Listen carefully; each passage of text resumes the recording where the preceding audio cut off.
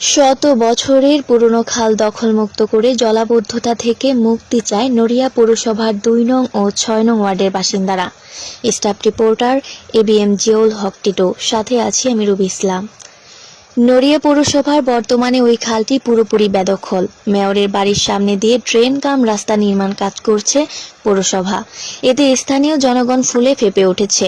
এলাকাবাসী বলছেন, একসময় এই খাল দিয়ে পদ্মা নদী থেকে সরাসরি নৌকা চলাচল করত। এলাকার সাধারণ মানুষ মাছ শিকার করত। নড়িয়া পৌরভূমি অফিস সূত্রে জানা যায়, পূর্বের এসি রেকর্ড ও বর্তমানে বিআরএস রেকর্ডের ৬৯ নং দাগে একটি খাল উল্লেখ রয়েছে। সম্প্রতি সরেজমিনে দেখা যায়, নড়িয়া পৌরসভার বালুর মাঠের পূর্ব পাশ দিয়ে একটি খালের মাঝামাঝিতে ড্রেন ও রাস্তা নির্মাণের কাজ চলছে।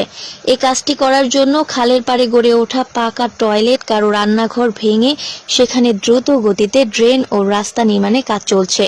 ক্ষতিগ্রস্ত পরিবারগুলো ভয়ে সাংবাদিকদের সাথে কথা বলতে রাজি হয় না। তারা বলেন, আপনারা সাংবাদিক তথ্য নিয়ে সংবাদ করবেন, তারা আপনাদের কিছু বলবে না, কিন্তু আমরা এলাকায় থাকব, তাই এর জের পরবর্তীতে সুদে আসলে আদায় করবে। নড়িয়া পৌরসভার সাবেক কাউন্সিলর সাত্তার খলিফা বলেন, আমি ৫০ বছর ধরে এখানে খাল দেখে আসছি। ছোটবেলায় দেখেছি এখানে নৌকা চলাচল করত, একটি কাঠের পোল ছিল, পানির অনেক স্রোত ছিল। স্থানীয় হারুন খলিফা বলেন, এই প্রাচীন খাল দখল করে ড্রেন ও রাস্তা তৈরি একেবারেই মূল্যহীন, কারণ এখানকার প্রতিটি বাড়িতে প্রবেশের রাস্তা রয়েছে। শুধু বিশেষ কারো উপকারের জন্য এই ড্রেন ও রাস্তাটি করা। এছাড়া পৌরসভার বেশ কিছু রাস্তা ভাঙা ও চলাচলে অনুপযোগী হয়ে আছে। বিশেষ করে রাস্তায় খানাখন্দের কারণে লুংশিংয়ের মানুষ পাইকপাড়া ঘুরে পৌরসভায় আসে। এ ব্যাপারে ২ নং ওয়ার্ড কমিশনার শেখ জাফর আহমেদ স্বাধীন নিউজকে বলেন, গোডাউনঘাট থেকে নিতাই বাজার পর্যন্ত প্রায় ২ কিলোমিটার খাল খননের কাজ কিছুদিনের মাঝে শুরু হবে। গ্রামের নাম হলো বিসমিল্লাহ নগর ৬ নং ওয়ার্ড। আচ্ছা, আপনাদের কি সমস্যা খাল নিয়ে? এই যে খাল নিয়ে সমস্যা, বৃষ্টি হলে পানি জমা থাকে, পানির লেগে পানি সরে না, বাড়িতে মানুষের অনেক কষ্ট হয়। পুকুর পুষ্করিণীতে গোসল করি, পুকুর পুষ্করিণীতে পানি জায়গা, পানির খালের লেগে আগে খাল পরিষ্কার আছিল, এখন খাল পরিষ্কার নাই, খালে ময়লা আবর্জনা ভরা। মানুষের ময়লা আবর্জনা ফলাইয়া খালেরে ভরে লাগছে, অনেকে দখল করে লয়ে গেছে গা। এই সমস্ত উদ্ধার করুক সরকার, সরকারের কাছে এই আমুক আবেদন। উপকার, এখানে একটা মাদ্রাসা আছে, ছাত্ররা এখানটা যায়, পানি হয়ে গেলে তো যাওয়ার মতো কোনো ক্যাপাসিটি নাই। সরকারের কাছে আমাদের অনুরোধ যে আমাদের কাজগুলো সুন্দরভাবে করে। আপনারা কতদিন যাবত ভুগতেছেন এই? বাইরে অনেক আগের থেকে, অনেক বছর ধরে এই অবস্থায়। বর্তমানে যে রাস্তাঘাট হইয়া রাস্তাগুলোতে মনে করেন মানে রাস্তা করে কালপাট করে না, তো এই জন্য পানিগুলো সব আটকে জায়গা। বৃষ্টি হইলে কোন রকম পাস হয় না। এই যে একটা ছোট পাইপ দিয়েছে, এই পাইপটা তো পানি যায় না। পানিগুলো না যাওয়াতে মনে করেন বাড়িতে পানি উঠে যায়, বৃষ্টি হইলে পানি উঠে যায়।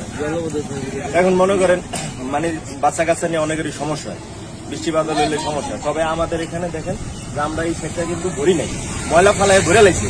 দূরের থেকে আইসা মনে করেন আমাকে এনে ময়লা ফালায়, কুত্তা মরা, বিলাই মরা হোক, ময়লা যত আছে ফালায়। দেখেন আমার বাড়ির সামনে দেখেন যে ময়লাগুলো ফালায় রাখছে। ভাই, এই সরকারের আমাদের পৌরসভার উপরে দায়িত্ব রইল যে আমাদের এখানে ময়লাগুলো সুন্দরভাবে নেয়। কারণ হলো সরকারে আমরা কম বেশ সবাই ট্যাক্স দিই, সরকার যদি ওই ব্যবস্থাগুলো আমাদের জন্য করে। আর এই খালটা মুখে কয় ফিট, পাশে এইভাবে কয় ফিট একটু বলবেন? এটা মানে ২৪ ফিট হবে মুখে। হ্যাঁ, এখন এটা ভরে গেছে, মশার কামড়ে জ্বালায় করে যায় না। এখানে মনে করেন হাঁটা চলা করতে পারে না, পোলাপানের কামড়ায়। এখানে ডেঙ্গু মশা বিস্তার করতে পারে এখানে। তাই এটা যদি দ্রুত গতিতে আমার আকুল আবেদন সরকারের কাছে, যাতে এটা ঠিক মতন খনন করে, তাহলে আমাদের যাতায়াতের সবচেয়ে ভালো হয়। আপনার নাম পরিচিত বলবেন? আমার নাম আবুল হাসান ব্যাপারী, ২ নম্বর ওয়ার্ডের আওয়ামী লীগের সভাপতি, নড়িয়া পৌরসভা। ধন্যবাদ। আসসালামু আলাইকুম। আসসালামু আলাইকুম। মোহাম্মদ হাবিবুর রহমান, আমি ৬ নং ওয়ার্ডের পৌরসভার বাসিন্দা। তো এই যে এখানে জায়গা আছে, এই জায়গায় বৃষ্টি হইলে পানি অনেক জমে যায়, আমাদের চলাচল অনেক কষ্ট হয়, এবং পানি বন্ধ হওয়ার কারণে অনেক মশা উপদ্রব, প্লাস এখানে অনেক ময়লা ফালানো হয়। এই ময়লার কারণে অনেক দুর্গন্ধ সৃষ্টি হয়, অনেক হাঁটা যায় না।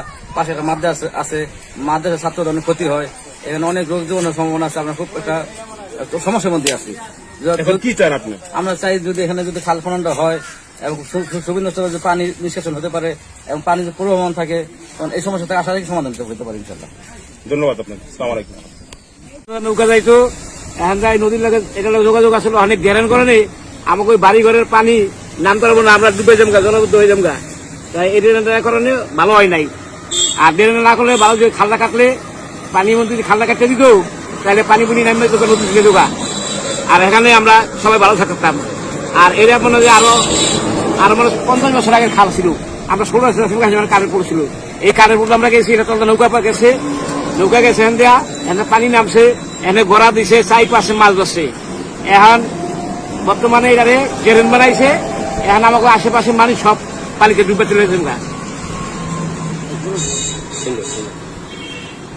পানি জমে থাকে অনেকের বাড়ির থেকে আসতে পারে না বৃষ্টি হলে এখানে টাকা খরচ করে না এখানে 32 লক্ষ টাকা এই টাকাটা যদি মনে করেন লুংসিংয়ে টিএমের বাড়ির হান্দার রাস্তা খারাপ লুংসিং গাছগুলো হান্দার রাস্তা খারাপ বাংলাদেশের পশ্চিম লুংসিং হান্দার রাস্তা খারাপ কালীখোলার হান্দার রাস্তা খারাপ এখানে কাজ করলে জনগণের রাস্তা আজকে লুংসিংয়ের মানুষ আজকে পাইকপাড়াদা রিক্সা দেওয়া যায় 20 টাকার ভাড়া 50 টাকা দেওয়া যায় এই রাস্তার কারণে এদিন নজর না দিয়া এই টাকা দিয়ে এখানে খরচ করলো এটা আমি মাননীয় পানি মন্ত্রীর কাছে আমার দাবি এই টাকার যদি একটা অন্য কাজে খরচ করতো তো মানুষ একটু তার জন্য একটু দোয়া করতো তার ফ্যামিলির জন্য দোয়া করতো মাননীয় কৃষি মহোদয় যদি এটা যদি দেখতো তার জন্য মানে জনগণ বেশি দোয়া করতো যে এই টাকা যদি অন্য খাতে যদি খরচ করতো এটা একটা প্রতিহিংসা করে এই রাস্তাটা করে দিত এই আমার কথা আছে কারো কথা